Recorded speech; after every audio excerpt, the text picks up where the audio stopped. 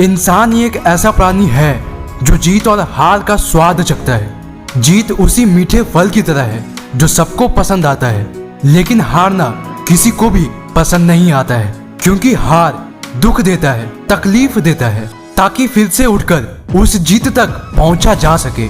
आज मैं आपको हार कर कैसे जीता जाता है वो सिखाने वाला हूँ। आप लोगों से एक रिक्वेस्ट है, वीडियो को पूरा देखिएगा। इंसान हारने के बाद सबसे बड़ा गलती ये करता है कि वो खुद को ही दोषी मान लेता है कि मैंने ऐसा नहीं किया, वैसा नहीं किया, सफल लोग वैसा करते थे, लेकिन मैं जानने के बाद भी वैसा नहीं कर पाया, इसीलिए मैं हार गया। आज थोड़ा वीडियो डीप में जाएगा।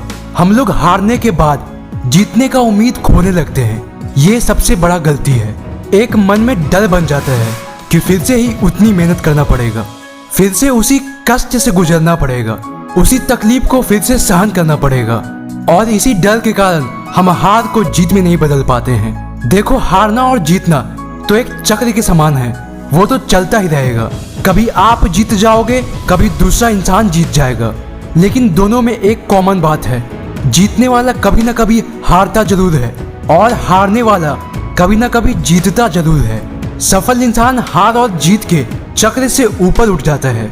सफल व्यक्ति हारने के बाद भी उतना ही खुश होता है जितना जीतने के बाद होता है, क्योंकि सफल इंसान अपने आप को दोषी नहीं समझते हैं। एक कड़वा सत्य है कि जीत उतना नहीं सिखाता जितना कि हार सिखा देता है। इसीलिए अपने आप को कभी भी दोषी मत मानिए। जो हो रहा है उसे होने दे, वो सब अच्छे के लिए ही हो रहा है। आज आप हारे हैं तो इसमें भी बहुत बड़ा उद्देश्य छुपा हुआ है। वह उद्देश्य शायद आपको और बेहतर बनाने की कोशिश कर रहा है।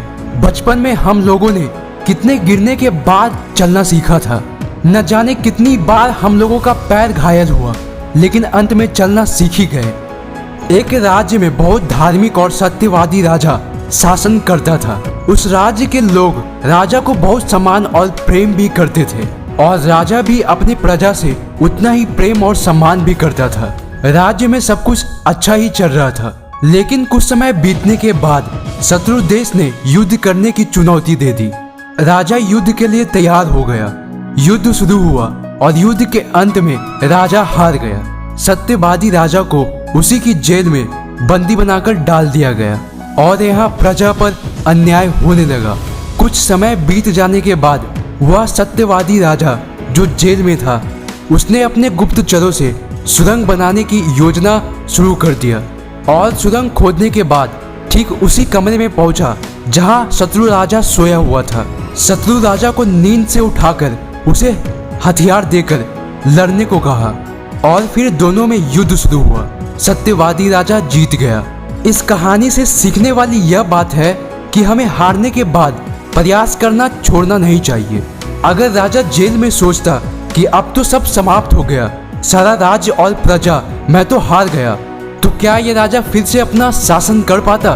राजा महल का हर एक कोना जानता था कि कहाँ सुरंग खोदने पर कहाँ निकला जा सकता है। ठीक उसी प्रकार हमें भी पता होता है कि हमारी वीकनेस क्या है, हमारी स्ट्रेंथ, मजबूती क्या है, हमें किस काम में दिल से करने में खुशी मिलती है।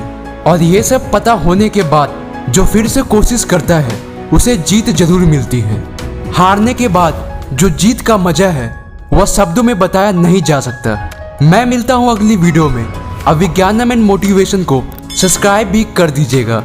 जय हिंद, जय भारत।